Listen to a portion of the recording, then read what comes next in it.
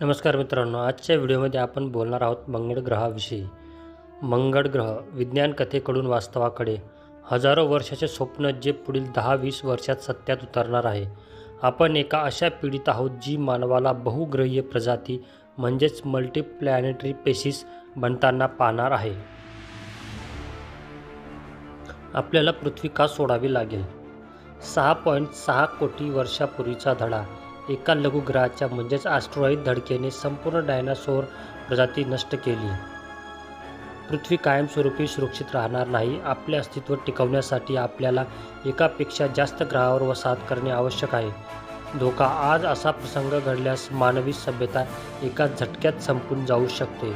त्यामुळे आपल्याला दुसऱ्या ग्रहावर जाणे हेच योग्य पर्याय ठरेल. आता आपण पाहूया की मानवासाठी मंगळच ग्रह सर्वाधिक योग्य कसा आहे.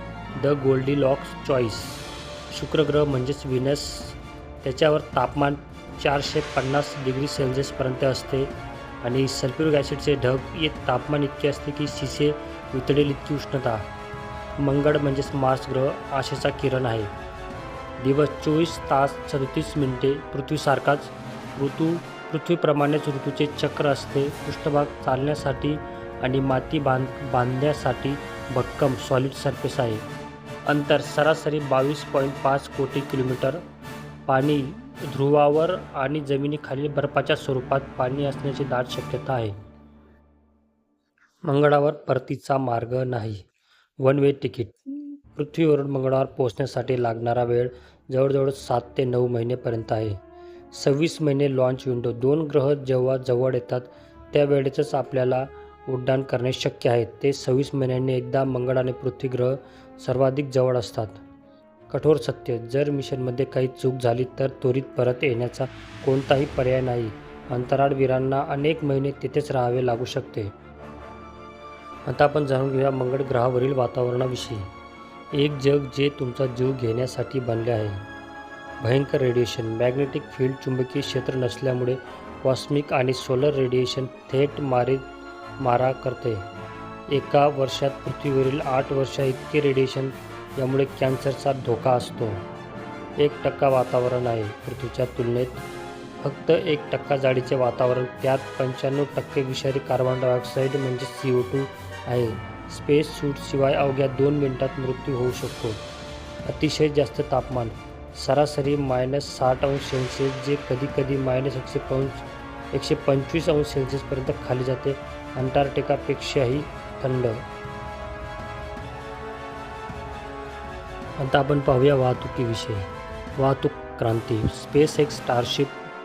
अंतिम ध्येय इलॉन मस्क मंगळावर 10 लाख लोकांचे स्वयंपूर्ण शहर सेल्फ सस्टेनिंग सिटी बसवणे आहे. पेलोड क्षमता 100 ते 150 मेट्रिक टन वजन. मंगळावर येण्याची ताकद. आतापर्यंतचे सर्वात शक्तिशाली रॉकेट. 100% पुनर्वापर. Fully reusable. विमानाप्रमाणे वारंवार वापरता येणारे रॉकेट आहे. यामुळे मंगळ मोहिमेचा खर्च नाटकीयरित्या कमी झाला आहे.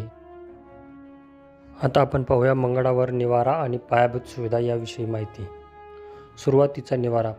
पृथ्वीवरून पाठवलेले प्री फॅब्रिकेटेड हॅबिटंट मॉड्यूल्स. नियंत्रित तापमान आणि ऑक्सिजन त्यामध्ये असतो. नंतर अंडरग्राऊंड हॅबिटंट्स. पृष्ठभागाच्या खाली काही मीटर राहिल्याने रेडिएशनचा धोका संपतो आणि तापमान देखील स्थिर राहते. स्थानिक साधनसंपत्तीचा वापर. मंगळावरील माती आणि खनिजांचा वापर करून रोबोटद्वारे 3D प्रिंटिंगने इमारत बांधणे शक्य होऊ शकते. टप्पा 2. पाण्याचा शोध आणि वापर. मंगळावर पाण्याचे साठे बर्फाच्या स्वरूपात आहेत. ध्रुवावर आणि भूपृष्ठाखाली मुबलक प्रमाणात पाणी आहे. पिण्यासाठी, मानवी वस्तीसाठी, शेतीसाठी, अन्नधान्य पिकवण्यासाठी. ऑक्सिजन. पाण्याचे इलेक्ट्रोलिसिस करून श्वास घेण्यासाठी ऑक्सिजन निर्मिती करता येऊ शकते. रॉकेट इंधन. पृथ्वीवर परत येण्यासाठी इंधनाची निर्मिती. तिसरा टप्पा. मृत ग्रहावर शेती करणे. विषारी माती. मंगळाच्या मातीत परप्लेक्सोएट सारखी विषारी रसायने आहेत. त्यामुळे थेट शेती शक्य नाही. तंत्रज्ञान. हायड्रोपोनिक्स आणि एरोपोनिक्स. मातीचा वापर न करता पोषक तत्वे असलेल्या पाण्यात रोपे वाढवणे. नियंत्रित वातावरण. कृत्रिम प्रकाशासाठी LED लाईट्सचं आणि तापमान नियंत्रण. नासाने ISSवर यशस्वीरित्या भाज्या उगवून हे तंत्रज्ञान सिद्ध केले आहे. अंतिम ध्येय टेराफॉर्मिंग म्हणजेच मंगळाला पृथ्वीसारखे बनवणे.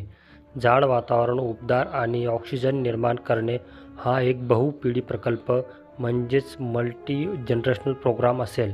यामध्ये अगोदर न्यूक्लिअर ब्लास्ट करून ध्रुवावरील बर्फ वितळून जलबाष्प आणि CO2 मुक्त करण्यासाठी अणुबॉम्बचा वापर, राक्षसी आरसे जायंट मिरर्स म्हणजेच सूर्याचा प्रकाश ध्रुवावर केंद्रित करण्यासाठी कक्षेत मोठे आरसे लावणे आणि नंतरच आहे ग्रीन हाऊस गॅस फॅक्टरीज, जाणीवपूर्वक ग्लोबल वॉर्मिंग निर्माण करून ग्रहाचे तापमान वाढवणे.